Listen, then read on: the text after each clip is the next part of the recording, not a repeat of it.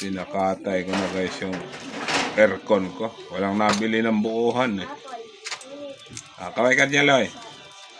Yan, mga ngatay ng aircon. Diba?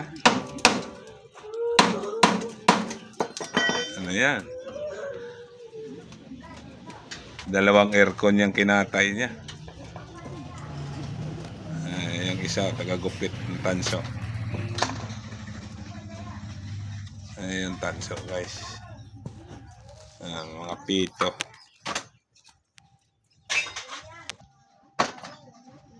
Pati rice cooker na sira. Ito pa guys, oh. Lahat ng basura ang pwedeng gawin pera, gawin ng pera. Matamis siguro yung aircon lo yan, ah. Ha? Yung aircon matamis. Nilalanggam mo. Meron nalaglag ka mo.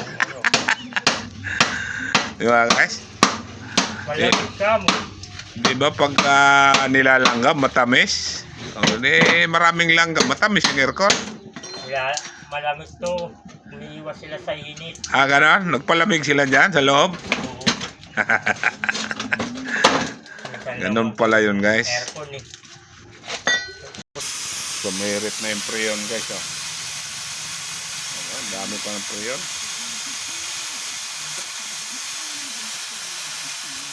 Mahal kayo ng preyon. Dapat sinahod mo yan. Binta natin preyon. Tawa si Lolo yun. Lagay natin sa plastic. Pinakamababa sa preyon, 1.5 yata karga eh.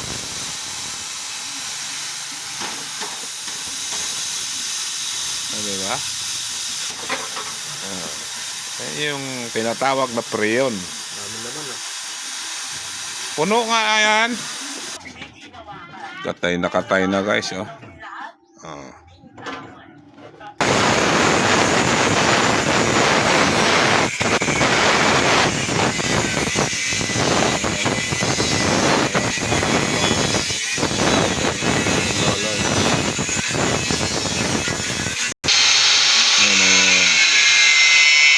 Radiator ng aircon guys, oh. Hinihiwa na ni Loloy para makuha yung tanso sa ilalim.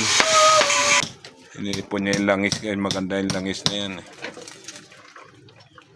Yan maganda ilagay sa jack.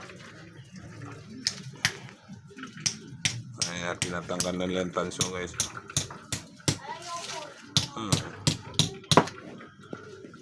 Diba? Kwarta na yan. 600 ang kilo niya guys. Tanggal na yung tanso guys, oh. Diba? May ilang kilo yun na yan, Loy? Makaka 10 kilo kayo tayo niya. Kaya. 10 kilo. Ha? 10 kilo? Ano ito? Diba? Tanso guys, oh.